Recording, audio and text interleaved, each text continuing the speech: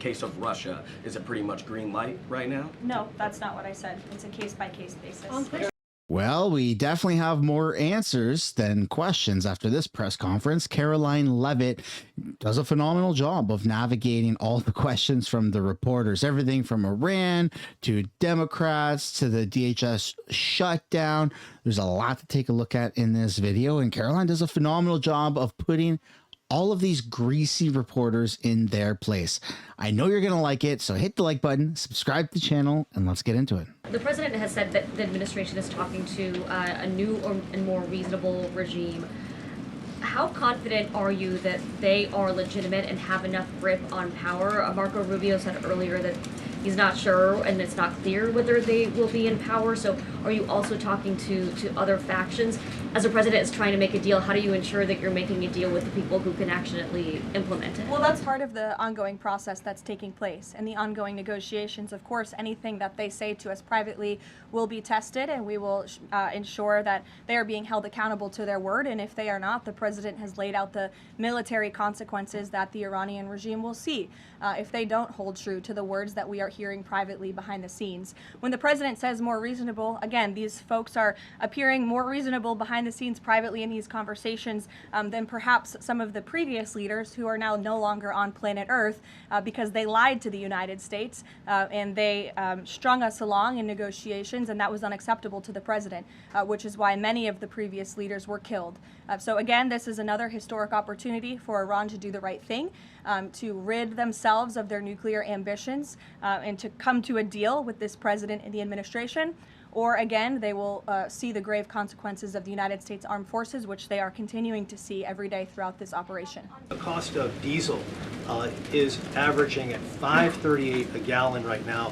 What's the message from the Trump administration to truck drivers who are dealing with those high fuel costs right now? Again, we understand, we hear you, we see you. We are fully tracking this short-term fluctuation in oil and in diesel prices. And that's why the president and the administration have continually announced robust actions to provide stability in the global energy market. As you know, political risk insurance, one of those actions, allowing countries to purchase sanctioned oil just to increase the supply. In the meantime, we've worked to release 400 billion barrels of oil and refined products as well. We issued the 60-day Jones Act waiver. All of this has, with the goal of increasing supply to create stabilization in the market in the meantime. But the overall message, as we've repeatedly stated, is, again, these are short-term actions and short-term price fluctuations for the long-term benefit of ending the threat that Iran poses to the United States of America, our troops, and our allies in the region, and ensuring that this regime can no longer control the world's free flow of energy through the Strait of Hormuz, which is something the administration continues to tackle day by day as well. Some of these reporters, I tell you, are exactly like cockroaches, and they get treated as such. Karoline does a phenomenal job of making sure that reporters aren't abusing their little 15 minutes of fame or 15 seconds of fame.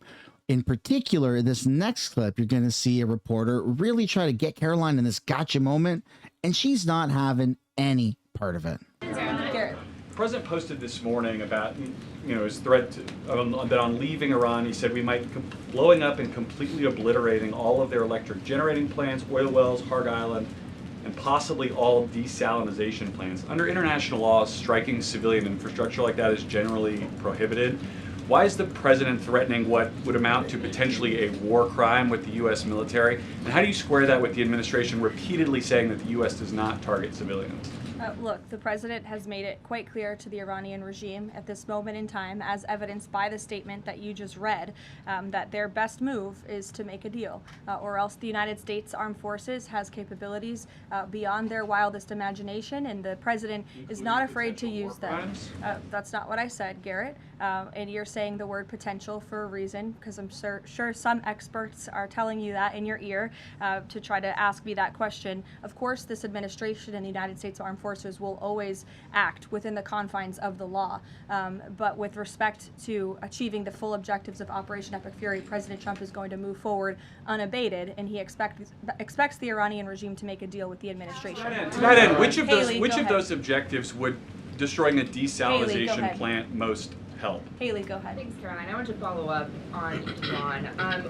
When you're describing that the Iranians you're in contact with are being more reasonable this time around in discussions, what specifically are you hearing that is leading you to that conclusion, and how are you defining what's reasonable versus unreasonable in that regard? I'm not going to detail the private and sensitive conversations that are taking place between the United States and Iran right now. But generally speaking. Generally speaking, the president gave you the answer. What we're hearing from them is more reasonable. They have agreed to some of the points the United States laid out, as the president said last night aboard Air Force One. But again, as for the specifics, as these negotiations are ongoing, we're not going to broadcast them to the world unless the president chooses to do so, which he has the full right to do as the leader of the free world. I think we all love it when Karoline brings the receipts, and that's exactly what she does in this next clip. A reporter tries to get her in this gotcha moment, and she's not having any part of it. Literally brings the receipt. Let's have a listen. On Iran, I know it's tough to engage in hypotheticals, but I feel like this is one that you could engage in. If the president does Probably seek... not, but We'll let's see. see. If the president does seek, or the United States seeks a ground war, does he intend to get congressional authorization of that march? Look, the president has been asked about boots on the ground or alleged ground operations various times. He's obviously declined to rule them out. It's the Pentagon's job to provide maximum optionality to the president. It does not mean he's made a decision, nor would he ever notify the media of such decision as not to tip off our enemy. With respect to abiding by Congress and the rule of law, that's something the administration will, of course, always do. And it's something that we have great respect for Congress. The president does with military operations. In fact, prior to the launch of Operation Epic Fury, as you know, the administration gave a courtesy notice to Congress in the Gang of Eight, and top-level administration officials and cabinet secretaries have gone to Congress multiple times over the past 30 days to provide those courtesy briefings to Congress when requested. TSA quickly, I've been asked by multiple Trump supporters that have said, given the fact that the president on that Friday gave that memorandum informing DHS to pay TSA workers, I know there's a lot of negotiations involved in a shutdown of this size. Why did the president not sooner issue that payment to TSA workers? Well, it's because of the Democrats voting 7 times against reopening the Department of Homeland Security that we came to a place of an existential crisis. I mean, you saw the lines at various major airports across the country, American travelers really paying the price for Democrats' partisan games. And so the president worked with his legal team here at the White House and the Office of Management and Budget to find a solution to take care of the emergency that we were seeing in air travel across the country. And it's because of the president that TSA agents are being paid. But again, he's calling on Congress to do the right thing, to come back to Washington and to fund and reopen the Department of Homeland Security fully. There are some concerns the administration is starting to change its position on deportations, border enforcement, possibly asylum policies. What would you say to Americans that are somewhat concerned that the shift has happened? Sure. Well, while there has, of course, been a change in leadership at the Department of Homeland Security with former Senator, now Secretary Mullen, joining the president's cabinet, I can assure the American people there has not been a change in policy. It has always been the policy of this president and this administration to deport the worst of the worst illegal alien criminals from our communities. That's something I know Secretary Mullen remains wholeheartedly committed to doing.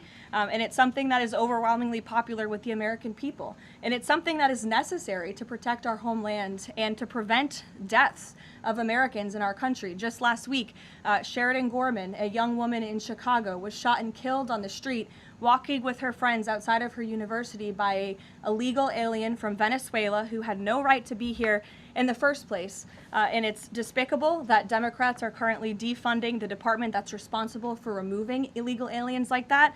And I would also add it's despicable that the lack of coverage of this young woman's case, of her life, and the way that it was tragically cut short. I saw a survey over the weekend that I'd like to bring to all of your attention. This is the media coverage of the case of Sheridan Gorman. You have ABC News has spent 1 minute and 19 seconds between 2 days when this case was first alerted. You have CBS, 2 minutes and 1 second. You have NBC, 23 seconds spent on the life of a young, beautiful American woman whose life was taken short by an illegal alien who should have never been here in the first place, when we are in the middle of a battle on Capitol Hill with a major political party, the Democrat Party, who wants to defund the agency that is responsible for protecting Americans. I think her life was worth more than 23 seconds on cable television. And I think the people in this room have a responsibility to report on cases like this, because it just exemplifies why the president believes so strongly in deporting illegal aliens from our communities. And thank you for the question. The ridiculousness doesn't end there. In this next clip that we're going to take a look at, you have another reporter going after Karoline Leavitt, trying to weaponize things that President Trump has said in the past out of context, and tries to get Karoline in this gotcha moment. I mean, goes as far as saying that Trump is going to cancel all the healthcare plans to be able to fund this war. I mean, it's crazy. Let's have a look. Thanks for taking my question. I have two for you real quick. There are reports that Republicans are weighing cuts to health care in order to make way for that $200 billion for the Pentagon and Operation Epic Fury. Is that a trade-off that President Trump supports? I've seen these reports. I haven't spoken to the president about it, nor have I heard this being discussed in any high-level meetings here at the White House. I don't want to weigh in definitively because I just haven't heard that being discussed here in the West Wing. And then secondly, I know President Trump says we're ahead of schedule in achieving his military objectives in Iran. He laid out that 4 to 6 week timetable for this conflict, and we're now within week 5. So how do you square kind of those two? Well, 4 to 6 weeks estimated timeline. Again, you just said we're on day 30 of the operation. I just provided you with some of the updates from the Pentagon directly in achieving the objectives, and the military has been enormously successful. I think we should all be very proud of our armed forces for what they have done over the past 30 days. The mission will continue until the objectives are achieved, and that 4 to 6 week timeline does remain right now. I don't have any updates for you on that. On Cuba, the president threatened to tariff any country that would send oil to Cuba, but now the U.S. is letting this Russian tanker to Cuba. Is this a policy change, or is he willing to let more tankers into Cuba now? This is not a policy change. There has not been a formal change in sanction policy.